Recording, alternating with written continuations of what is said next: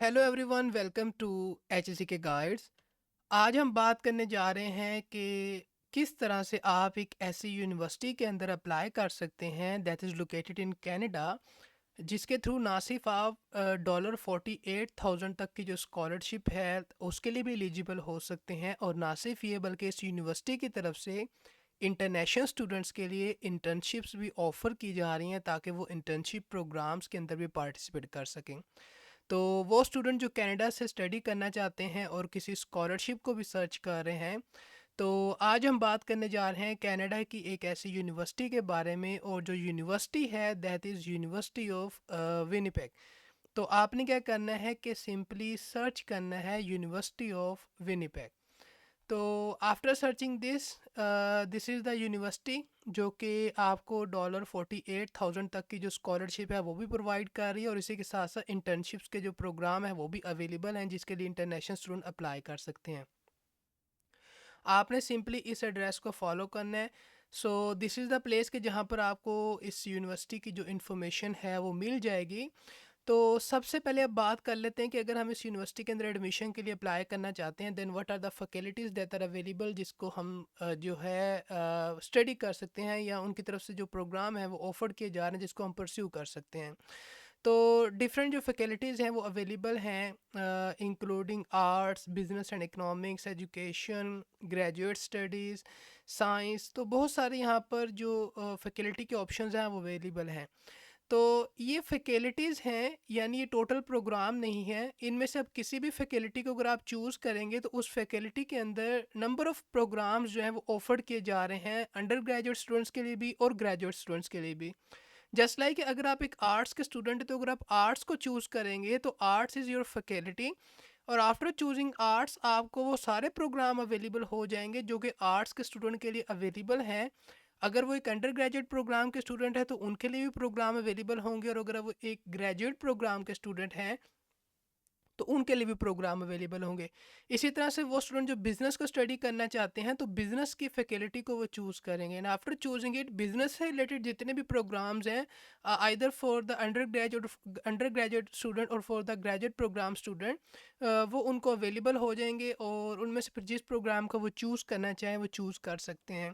और make sure करना है कि जिस भी फैकल्टी को आप चूज़ करेंगे अपने प्रोग्राम को जो है वो ज़रूर चेकआउट करें कि जो आपका प्रोग्राम है वो अवेलेबल है या नहीं, तो ताकि आप जो है एलिजिबल हो सकें कि आप अप्लाई कर सकें।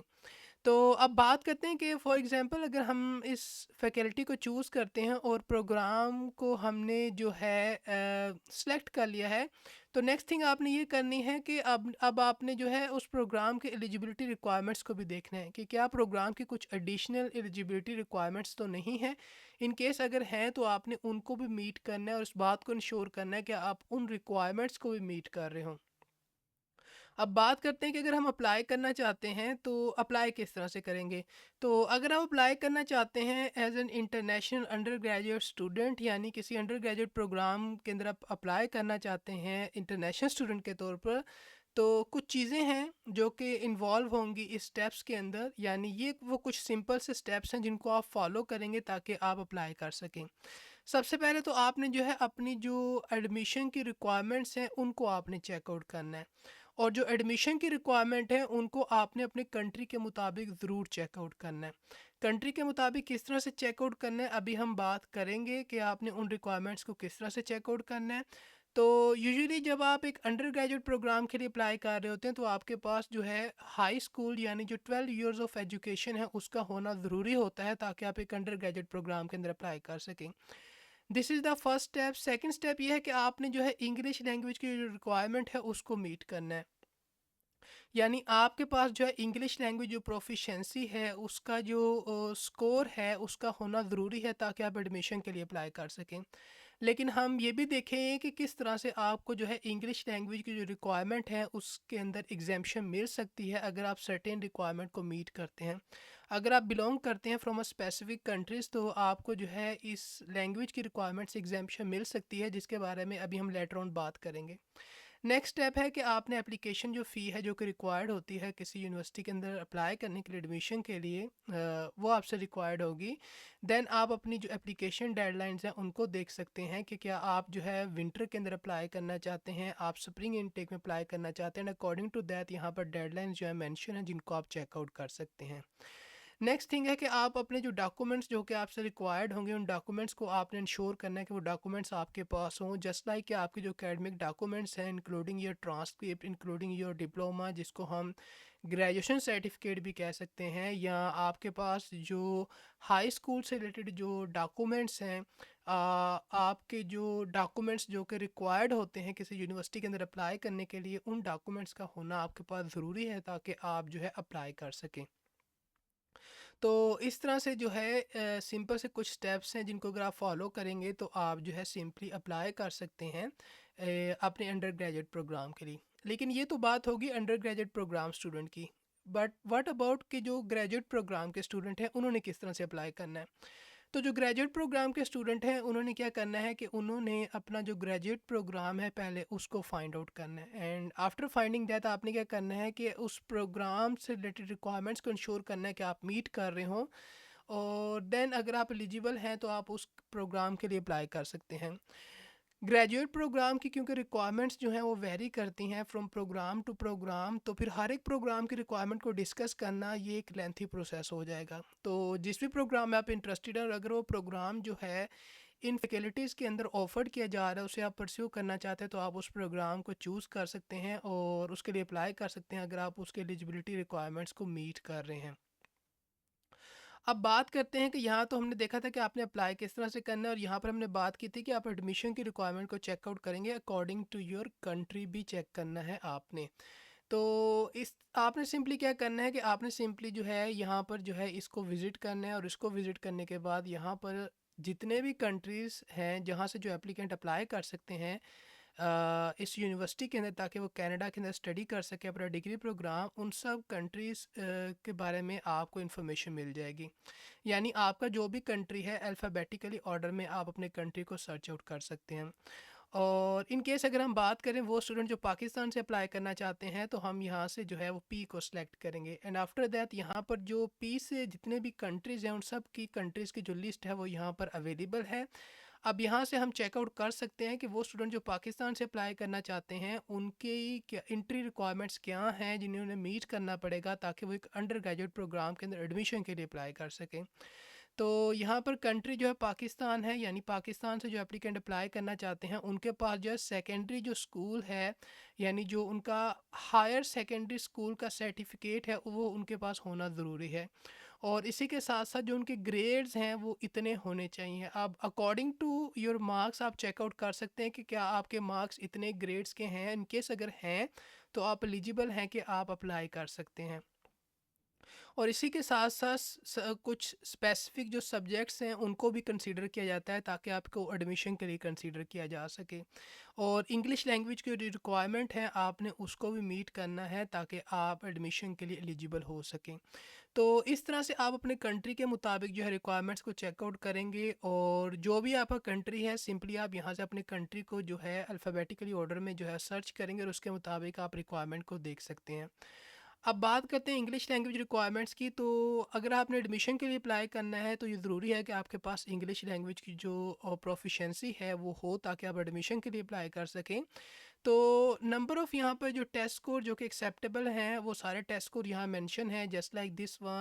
वन आप यहाँ से उनको रीड आउट कर सकते हैं, और जो मिनिमम स्कोर उनका रिक्वायर्ड है वो भी मेंशन है। तो अगर तो ये आपके पास टेस्ट स्कोर हैं तो आप इन्हें सबमिट कर सकते हैं, आप एलिजिबल हैं कि आप इस रिक्वायरमेंट को मीट कर सकते हैं।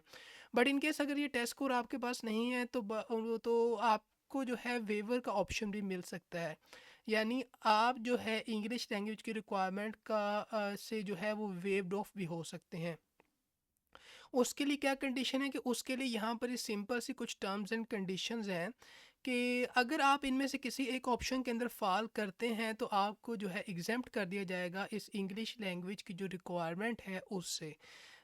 जस्ट लाइक कि अगर आपने जो है 10 जो कंसेक्टिव ईयर्स हैं वो कनाडा में आपने गुजारे हैं और उसके अंदर जो है आपने स्टडी भी किया है कनाडा से तो आपको एग्जेम्प्ट कर दिया जाएगा। अगर आपने जो है 3 इयर्स की फुल टाइम एजुकेशन की है जो कि इंग्लिश में थी एट सेकेंडरी और या post secondary level in Canada, तो आपको एग्जाम्प्ट कर दिया जाएगा। तो ये सारी रिक्वायरमेंट्स यहाँ पर मेंशन है जिनको आप रीड आउट कर सकते हैं। लेकिन एक बात यहाँ पर आपने इंश्योर करनी है कि अगर इनमें से अगर आप किसी एक रिक्वायरमेंट को मीट कर रहे हैं तो आप इन कंट्री से होने चाहिए ताकि आपको एग्जाम्प्ट किया जा सके। तो ये वो लिस्ट ऑफ कंट्रीज़ हैं कि जहाँ से अगर एप्लीकेंट अप्लाई कर रहे हैं और अगर वो इन कंडीशंस को मीट कर रहे हैं तो सिर्फ इन्हीं कंट्रीज़ के जो एप्लीकेंट हैं उनको इस रिक्वायरमेंट से एग्जाम्प्ट कर दिया जाएगा, यानी उनको जो है जो इंग्लिश लैंग्वेज प्रोफिशेंसी है उसका जो वेवर है वो उनके लिए अवेलेबल होगा। तो यहाँ से आप अपना कंट्री जो है चेकआउट कर सकते हैं कि वेदर आप इस कंट्री में फॉल करते हैं, और इनकेस अगर आप करते हैं तो फिर देन आपको इनमें से किसी एक कंडीशन को जो है मीट करना होगा ताकि आप एलिजिबल हो सकें इस लैंग्वेज प्रोफिशेंसी का जो वेवर ऑप्शन है उसके लिए। अब बात करते हैं कि स्कॉलरशिप कौन सी हमारे पास अवेलेबल है। तो हमारे पास यहाँ पर जो स्कॉलरशिप्स हैं इंटरनेशनल स्टूडेंट्स के लिए, डिफरेंट स्कॉलरशिप जो हैं वो ऑफर्ड की जा रही हैं इंटरनेशनल स्टूडेंट्स के लिए। यानी न्यू जो इंटरनेशनल स्टूडेंट्स हैं उनके लिए भी स्कॉलरशिप्स अवेलेबल हैं, और जो इंटरनेशनल स्टूडेंट्स यानी इस यूनिवर्सिटी के अंदर अप्लाई करना चाहते हैं उनके लिए भी स्कॉलरशिप अवेलेबल हैं। तो अगर बात की जाए कुछ स्कॉलरशिप्स की, तो यहाँ पर कुछ एंट्रेंस अवार्ड्स हैं, यानी कुछ स्कॉलरशिप्स हैं जो कि स्टूडेंट को प्रोवाइड की जाती हैं। तो सबसे पहले अगर बात करें इस स्कॉलरशिप की, तो दैट इज़ कि आपको इस स्कॉलरशिप के लिए अगर अप्लाई करना है तो आपसे एप्लीकेशन रिक्वायर्ड होगी इस एंट्रेंस स्कॉलरशिप के लिए। तो अगर इसकी इन्फॉर्मेशन को चेकआउट किया जाए तो यहाँ पर सारी इन्फॉर्मेशन इसकी अवेलेबल है कि स्कॉलरशिप क्या है, किन स्टूडेंट्स के लिए अवेलेबल है, और इंटरनेशनल स्टूडेंट स्कॉलरशिप प्रोग्राम के लिए अप्लाई कर सकते हैं। और इसी के साथ साथ जो है अगर बात की जाए आपने अप्लाई किस तरह से करना है, तो यहाँ पर ऑनलाइन एप्लीकेशन का ऑप्शन अवेलेबल है, आप यहाँ पर अप्लाई कर सकते हैं। March 1 2024 जो है वो डेडलाइन है for the academic year 2024-2025। This is the amount of scholarship जो कि आपको प्रोवाइड की जा सकती है, और आप जो है स्कॉलरशिप के लिए एलिजिबल हो सकते हैं अगर आप एलिजिबिलिटी रिक्वायरमेंट को मीट कर रहे हैं।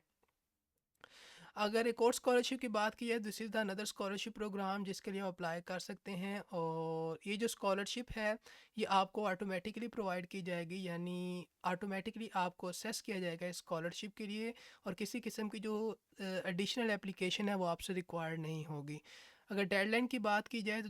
दैट इज़ March 1 2024 जिसके लिए आप अप्लाई कर सकते हैं, और according to your evaluation, according to your marks आपको स्कॉलरशिप जो है वो प्रोवाइड की जाएगी। और इसी के साथ साथ यहाँ पर एक और स्कॉलरशिप है इंटरनेशनल स्टूडेंट्स के लिए, तो this is the another scholarship जो कि अवेलेबल है,